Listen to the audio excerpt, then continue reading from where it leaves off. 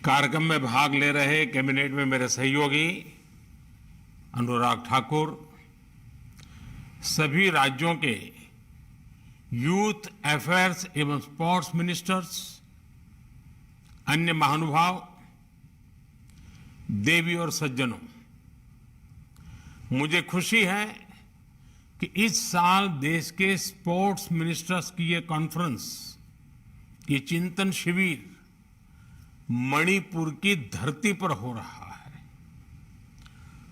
North east से निकलकर कितने ही खिलाड़ियों ने तिरंगे की शान बढ़ाई है, देश के लिए मेडल जीते हैं।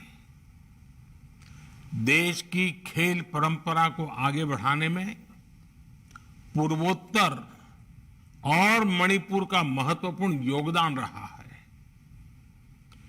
यहां के सगोल कांगजेई, थांगता, यूबी लाकपी, मुकना और हियांग तानवा जैसे स्वदेशी खेल अपने आप में बहुत आकर्षक है। जैसे जब हम मणिपुर के ऊलावबी को देखते हैं तो हमें उसमें कबड्डी की झलक दिखती है। यहां का हियांग तानवा केरला की बोट रेस की याद दिलाता है और पोलो से भी मणिपुर का ऐतिहासिक जुड़ाव रहा है। यानी जिस तरह नॉर्थ ईस्ट देश की सांस्कृतिक विविधता में नए रंग भरता है, उसी तरह देश की खेल विविधता को भी नए आयाम देता है। मुझे उम्मीद है देश भर से आए स्पोर्ट्स मिनिस्टर्स मणिपुर से बहुत कुछ सीख करके जाएंगे और मुझे विश्वास है मणिपुर के लोगों का स्नेह, उनका आतिथ्य भाव आपके प्रवास को और आनंदमयी बना देगा। मैं चिंतन शिविर में भाग ले रहे सभी खेल मंत्रियों का, अन्य महानुभावों का स्वागत करता हूं, इस प्रयास का अभिनंदन करता हूं।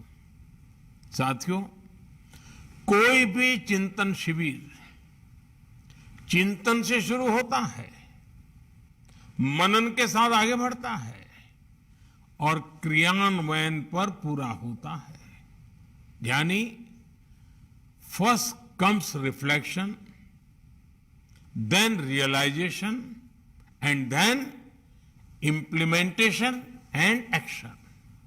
इसलिए इस चिंतन शिविर में आपको भविष्य के लक्ष्यों पर विमर्श तो करना ही है, साथ ही पहले की कॉन्फ्रेंस की भी समीक्षा करनी है। आप सभी को याद होगा इसके पहले जब हम 2022 में केवड़िया में मिले थे तब कई अहम मुद्दों पर चर्चा हुई थी।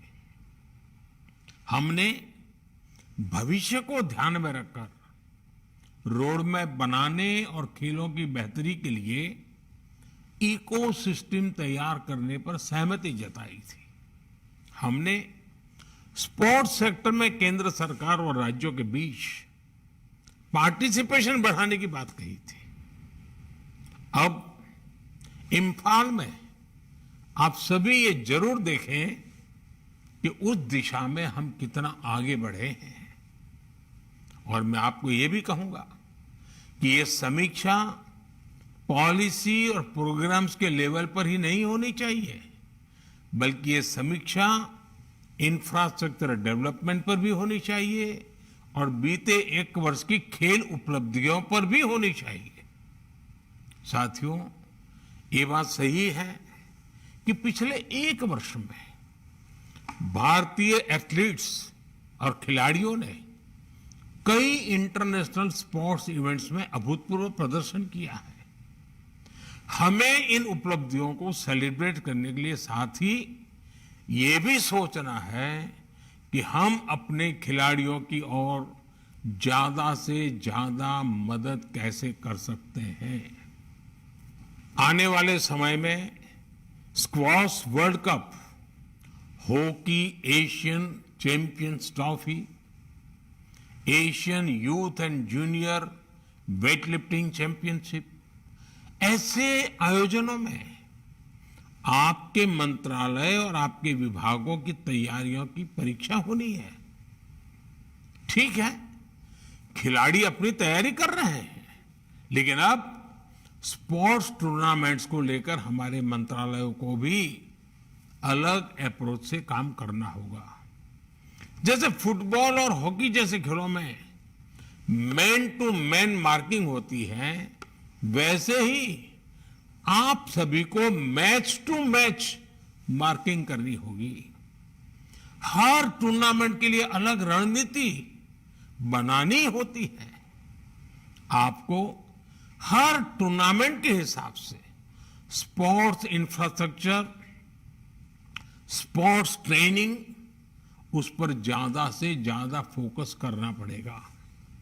आपको शॉर्ट टर्म, मीडियम टर्म और लॉन्ग टर्म गोल्स भी तय करने होंगे।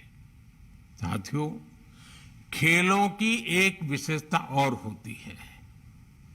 अकेले कोई खिलाड़ी लगातार प्रैक्टिस करके फिटनेस तो प्राप्त कर सकता है, लेकिन बेहतरीन प्रदर्शन के लिए उसका लगातार खेलना भी जरूरी है। इसलिए स्थानीय स्तर पर ज्यादा से ज्यादा कंपटीशन हो, स्पोर्ट्स टूर्नामेंट्स लगातार चलते रहने चाहिए। ये बहुत आवश्यक होता है। इससे खिलाड़ियों को भी बहुत कुछ सीखने को मिलेगा। खेल मंत्री के तौर पर आपको ये सुनिश्चित करना होगा कि किसी भी खेल प्रतिभा की अनदेखी न हो। साथियों, अपने देश के हर प्रतिभाशाली खिलाड़ी को क्वालिटी स्पोर्ट्स इंफ्रास्ट्रक्चर देना हम सभी का दायित्व है। इसके लिए केंद्र सरकार और राज्य सरकार को मिलकर काम करना होगा। खेलो इंडिया स्कीम ने जिला स्तर पर स्पोर्ट्स इंफ्रास्ट्रक्चर जरूर कुछ बेहतर किया है, लेकिन अब इस प्रयास को हमें ब्लॉक लेवल पर लेकर जाना है। इसमें प्राइवेट सेक्टर समेत सभी स्टेक होल्डर्स की भागीदारी महत्वपूर्ण है। एक विषय नेशनल यूथ फेस्टिवल का भी है। इसे ज्यादा इफेक्टिव बनाने के लिए नए सिरे से सोचा जाना चाहिए। राज्यों में जो इस तरह के कार्यक्रम होते हैं, वो सिर्फ और औपचारिकता ना बने, इसको हमने बहुत बारीकी से देखना चाहिए। जब चौतरफा इस तरह के प्रयास होंगे, तभी भारत एक लीडिंग स्पोर्ट्स कंट्री के तौर पर स्थापित हो जाएगा। साथियों, स्पोर्ट्स को लेकर आज नॉर्थ ईस्ट में जो काम हो रहा है, वो भी आपके लिए एक बड़ी प्रेरणा है। स्पोर्ट्स इंफ्रास्ट्रक्चर से जुड़ी 400 करोड़ से ज्यादा की परियोजनाएं आज पूर्वोत्तर के विकास को नई दिशा दे रही है। इम्फाल की नेशनल स्पोर्ट्स यूनिवर्सिटी आने वाले समय में देश भर के युवाओं को नए अवसर देगी। खेलो इंडिया स्कीम और टॉप्स जैसे प्रयासों ने इसमें एक बड़ी भूमिका निभाई है। नॉर्थ ईस्ट के हर जिले से कम 2 खेलो इंडिया सेंटर और हर राज्य में खेलो India state centres of excellence की स्थापना की जा रही है। ये प्रयास खेल जगत में एक नए भारत की बुनियाद बनेंगे, देश को एक नई पहचान देंगे। आपको अपने अपने राज्यों में भी इस तरह के कार्यों को और गति देनी है। मुझे विश्वास है ये चिंतन शिविर इस दिशा में अहम भूमिका निभाएगा। इसी विश्वास के साथ आप सभी का बहुत बहुत धन्यवाद और मेरी बहुत बहुत शुभकामनाएं।